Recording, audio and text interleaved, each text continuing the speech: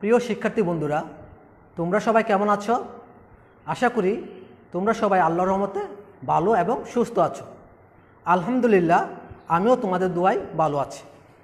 প্রিয় শিক্ষার্থী বন্ধুরা, আজকে আমি চতুর্থ শ্রেণীর প্রাথমিক গণিত বিষয় নিয়ে তোমাদের সাথে থাকব। আশা করি তোমাদের ভালো লাগবে। তোমাদেরকে শিক্ষক কণ্ঠ পেজ থেকে স্বাগত জানাচ্ছি। আমি আজকে চতুর্থ শ্রেণীর গণিত বিষয় নিয়ে শিক্ষক কণ্ঠ পেজ থেকে লাইভ ক্লাস নেব। প্রিয় শিক্ষার্থী বন্ধুরা, তাহলে তোমরা যারা চতুর্থ শ্রেণীতে পড়াশোনা করছো তারা শিক্ষক কণ্ঠ পেজের সামনে বসে যাও। তোমরা তো আমাকে চেনো, তারপরে আমি আমার পরিচয় দিচ্ছি। আমি মোহাম্মদ আব্দুর রশিদ, সহকারী শিক্ষক, কমলপুর হাজী জনাব আলী সরকারি প্রাথমিক বিদ্যালয়, ভৈরব, কিশোরগঞ্জ। এবং তোমাদের এদিকে পাঠ পরিচয় দেওয়া আছে। শ্রেণী চতুর্থ, বিষয় প্রাথমিক গণিত, পাঠের শিরোনাম যোগ, বিয়োগ, গুণ ও ভাগ, অধ্যায় 5।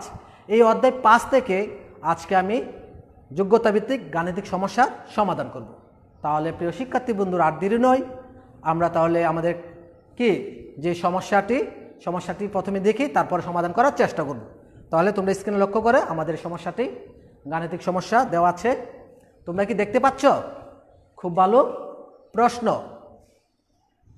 তুপো সাহেবের 1500 টাকা ছিল। তুপো সাহেবের ছিল 1500 টাকা। সে তার মেয়েকে 450 টাকা এবং ছেলেকে মেয়ে অপেক্ষা 100 টাকা বেশি দিলেন।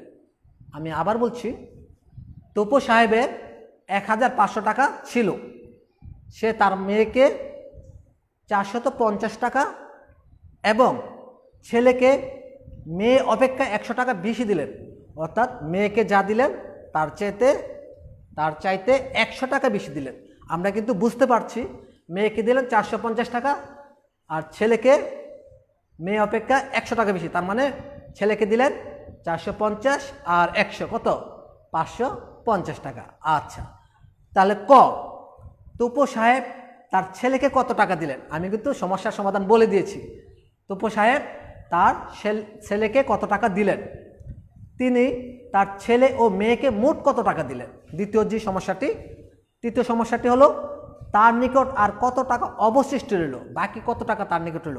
আমরা এই 3টি সমস্যার সমাধান এখন আমরা করব।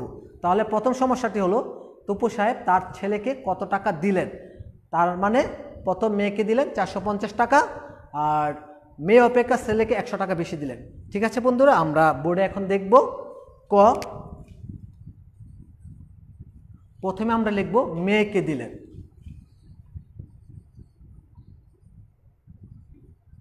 মেয়েকে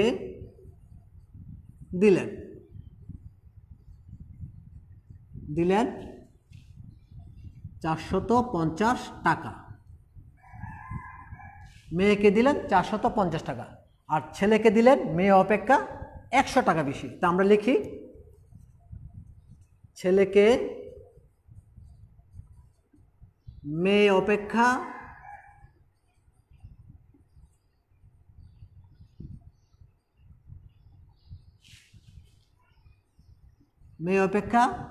20 দিলেন। হ্যাঁ, মেয়ে অপেক্ষা 100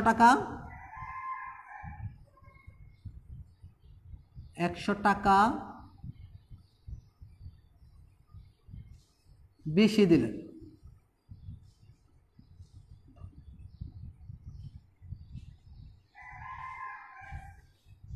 ঠিক আছে তো শিক্ষার্থী বন্ধুরা, প্রথমে আমি কি লিখলাম? মেয়েকে দিলেন 450 টাকা, ছেলেকে মেয়ে অপেক্ষা 100 টাকা বেশি দিলেন। তাহলে আমরা লিখতে পারি ছেলেকে দিলেন। আমরা এখানে লিখব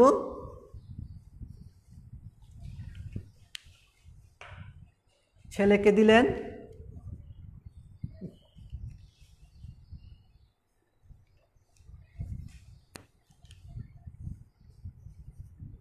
দিলেন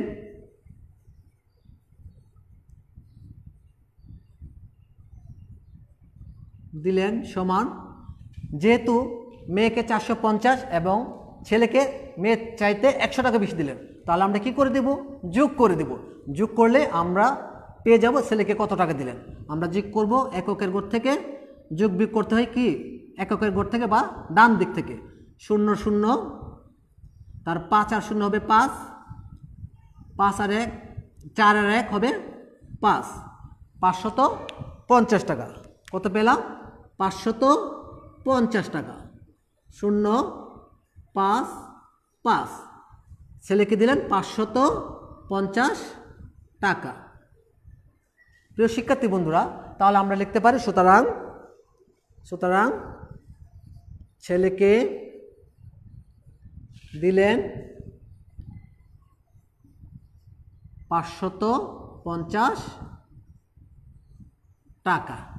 ঠিক আছে বন্ধুরা, তাহলে আমরা সহজেই কিন্তু ক সমস্যার সমাধান করতে পেরেছি।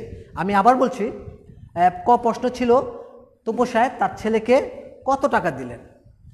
প্রথম লিখেছি মেয়েকে দিলেন 450 টাকা, আর ছেলেকে মেয়ে অপেক্ষা 100 টাকা বেশি দিলেন। তার মানে 100 টাকা আমরা যদি যোগ করে দিই তাহলে আমরা পেয়ে যাব ছেলেকে কত টাকা দিলেন। এই যোগ করে দিলাম 450 যোগ 100, 550 টাকা। সুতরাং ছেলেকে দিলেন 550 টাকা।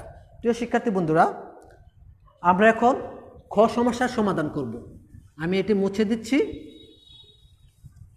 খ সমস্যার সমাধান করার আগে আমরা আবার প্রশ্নটি দেখে নেব। তোমরা একটু খেয়াল করে দেখো,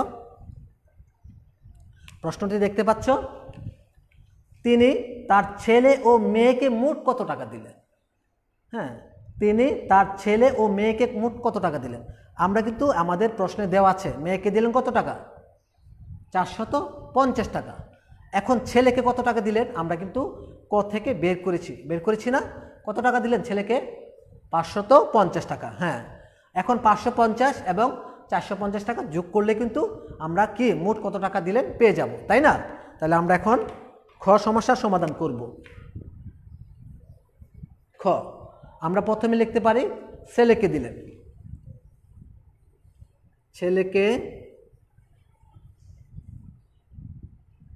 দিলেন 550 টাকা। 550 টাকা আমরা এদিকে লিখতে পারি ক থেকে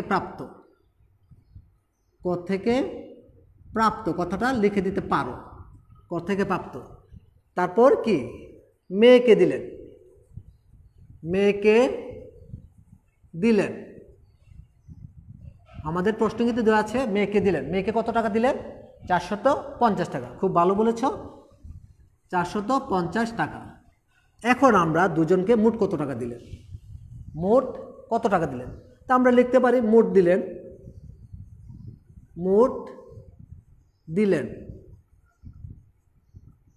মোট বলতে কি যোগ, তাই না? আমরা যোগ করে দেব। তাহলে যোগ বিয়োগ সবসময় করতে হয় কোন দিক থেকে? ডান দিক থেকে। কোন গড় থেকে? এককের গড় থেকে। আমরা একক দিকেই দেখতে পাচ্ছ, একক 0 এবং 0, 0 0 যোগ করলে কি 0 হবে। তারপর আছে কি দশকের গড়। দশকের গড় আছে 5 আর 5, 5 এবং 5 যোগ করলে কত হয়? 10। আমরা কিন্তু 10-এর 10 লিখব না। 10-এর কত লিখব বলো তো? হ্যাঁ, 0 লিখব। 10-এর লিখব 0, ঠিক আছে? আর আমাদের হাতে আছে কি 1, হাতে আছে 1, 1 এসে যোগ হবে এই যে নিচে 4 আছে। হ্যাঁ, অথবা আমরা যদি এইভাবে করি 5 আর 4 কত হবে? 9, আরও আছে 1, তাহলে কত হবে? 10।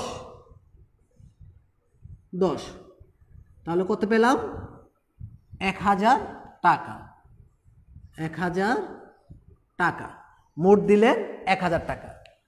ছেলেকে দিলেন 550 টাকা, মেয়েকে দিলেন 450 টাকা। আমরা যোগ করে দিলাম, তাহলে ছেলে এবং মেয়েকে মোট দিলেন 1000 টাকা। যোগ করে পেলাম 1000 টাকা। তাহলে আমরা লিখতে পারি সুতরাং তিনি তার ছেলে ও মেয়েকে দিলেন, তার ছেলে ও মেয়েকে মোট দিলেন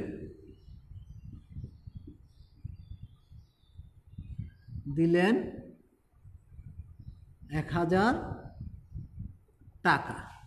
প্রিয় শিক্ষার্থী বন্ধুরা, আশা করি খ সমস্যার সমাধানও সহজেই তোমরা কিন্তু বুঝতে পেরেছ। বলছে ছেলে এবং মেয়েকে মোট কত টাকা দিলেন। ছেলে এবং মেয়ের টাকা আমরা কী করে দিলাম? যোগ করে দিলাম। আমাদের সমস্যার সমাধান পেয়ে গেলাম। তিনি তার ছেলে ও মেয়েকে মোট দিলেন 1000 টাকা। প্রিয় শিক্ষার্থী বন্ধুরা, আমাদের আরেকটি সমস্যা আছে, গ নাম্বার যে সমস্যাটি সেটি আমরা করব। করার আগে আমরা প্রশ্নটি আবার দেখে নেব। তোমরা স্ক্রিনে লক্ষ্য করে দেখো তোমাদের সমস্যাটি। দেখতে পাচ্ছ তার নিকট আর কত টাকা অবশিষ্ট রইল, অর্থাৎ আর কত টাকা তার নিকট বাকি আছে। হ্যাঁ, আছে। আমরা প্রথম প্রশ্নটি আবার দেখি। তুপো সাহেবের 1500 টাকা ছিল। কত টাকা ছিল? 1500 টাকা। এই 1500 টাকা থেকে তিনি কি করলেন? ছেলেকে দিলেন, মেয়েকে দিলেন, তাই না? ছেলেকে কত টাকা দিলেন বলো তো? কত টাকা দিলেন ছেলেকে? 550 টাকা। হ্যাঁ, খুব ভালো বলেছ। আর মেয়েকে কত টাকা দিলেন? 450 টাকা। এখন আমরা কি দুজনকে কত টাকা দিলেন সেটু কিন্তু আমরা বের করেছি। খ থেকে বের করেছি কত টাকা দিলেন? 1000 টাকা। তার মানে দুজনকে দিলেন 1000 টাকা। তার কাছে ছিল কত টাকা? 1500 টাকা। তাহলে 1500 টাকা থেকে যদি আমি দুজনকে যে টাকাটা দিলেন সেটা বাদ দিই বা বিয়োগ করি, তাহলে কিন্তু তার নিকট আর কত টাকা রইল সেটি কিন্তু আমরা পেয়ে যাব, তাই না? তাহলে আমরা এই সমস্যাটি এখন আমরা করব। গ, আমরা লিখতে পারি তুপো সাহেবের নিকট ছিল, তুপো সাহেবের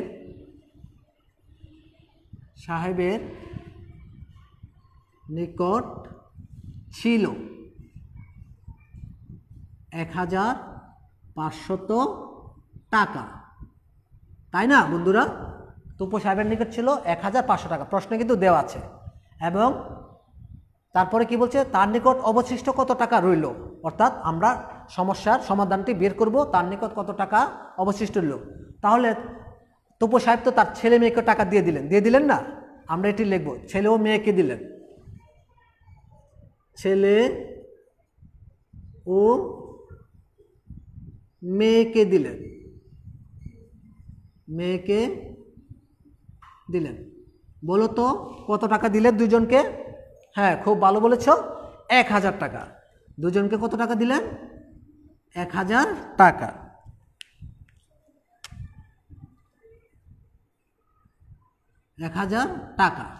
তাহলে তুপো সাহেবের টাকা থেকে যদি ছেলে মেয়েকে যে টাকা দিলেন এটা আমরা বিয়োগ করে দিই, তাহলে আমাদের সমস্যার সমাধান কিন্তু পেয়ে যাব। তাহলে আমরা এখন কি করব?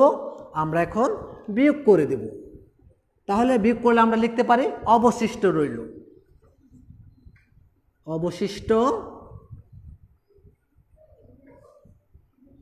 রইল, সমান আমরা এখন বিয়োগ করব। তোমরা দেখতে পাচ্ছ যোগ বিয়োগ সবসময় এককের ঘর থেকে বা ডান দিক থেকে করতে হয়। তাহলে আমরা যদি একক ঘর থেকে করি, উপর আছে 0, নিচে আসে 0, 0 থেকে 0 বাদ দিলে হবে 0। তারপর আছে দশকের ঘর, দেখতে পাচ্ছ দ্বিতীয়টা 0, উপরে 0, নিচে 0, উপর থেকে 0 থেকে আমরা 0 বাদ দিলে হবে 0। তারপর আছে কি শতকের ঘর, উপরে আছে 5, নিচে আসে 0, তাহলে 5 থেকে 0 চলে গেলে কত হবে? 5 হবে। তারপরে আছে কি হাজারের ঘর, উপরে আছে 1, নিচে আছে 1, 1 থেকে 1 চলে গেলে কি হবে? 0, কি সামনে 0 লিখতে হয় না। তাহলে অবশিষ্ট রইল কত টাকা? 500 টাকা। অবশিষ্ট রইল 500 টাকা। তো শিক্ষার্থী বন্ধুরা, তাহলে আমরা লিখতে পারি সুতরাং তার নিকট অবশিষ্ট রইল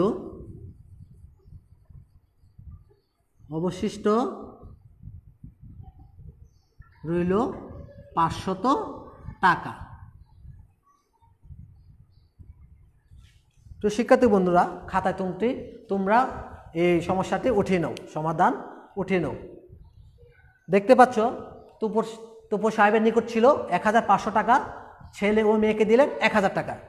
আর বাকি টাকা এই যে 500 টাকা, 1500 থেকে 1000 টাকা যদি আমরা বিয়োগ করে দিই থাকবে কত? 500 টাকায়।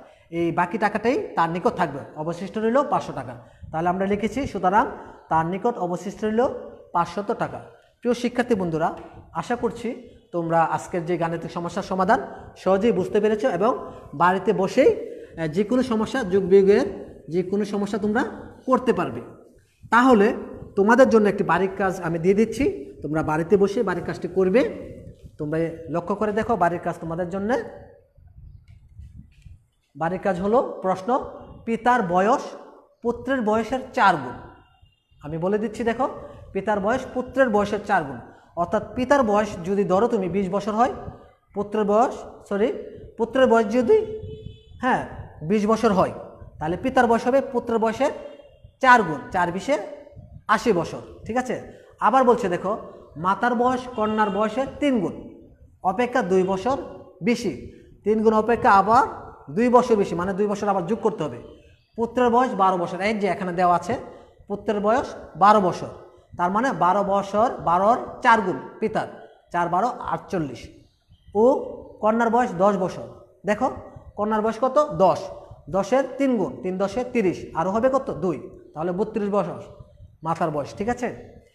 ক, পিতার বয়স কত, খ, মাতার বয়স কত, গ, 5 বছর পর পুত্র ও কন্যার বয়স একত্রে করতে হবে, কি করতে হবে, যোগ করতে হবে 5 বছর পর। তারপর আছে পিতার বয়স মাতার বয়সের চেয়ে কত বছর বেশি। পিতা থেকে মাতার বয়সকে আমরা কি করে দিব, বিয়োগ করে দিব, তাহলে এই যে সমস্যার সমাধান আমরা পেয়ে যাব। তাহলে তোমরা বাড়ির কাজটি উঠিয়ে নাও। প্রিয় শিক্ষার্থী বন্ধুরা, আশা করি আজকে যে গাণিতিক সমস্যার সমাধান তোমরা সহজে বুঝতে পেরেছ। তোমরা বাড়ির কাজটি করে রাখবে এবং যদি সম্ভব হয় আমাদেরকে বা আমাকে মেসেঞ্জারে বাড়ির কাজ পাঠিয়ে দিবে। আর কোনো সমস্যা হলে আমাদেরকে নক করবে, আমরা সবসময় তোমাদের পাশে আছি এবং থাকব। তাহলে প্রিয় শিক্ষার্থী বন্ধুরা, আমার এই আজকে ক্লাস দেখার জন্য, আমার সঙ্গে থাকার জন্য তোমাদেরকে অসংখ্য ধন্যবাদ জানাচ্ছি। তোমরা ভালো থাকবে, সুস্থ থাকবে।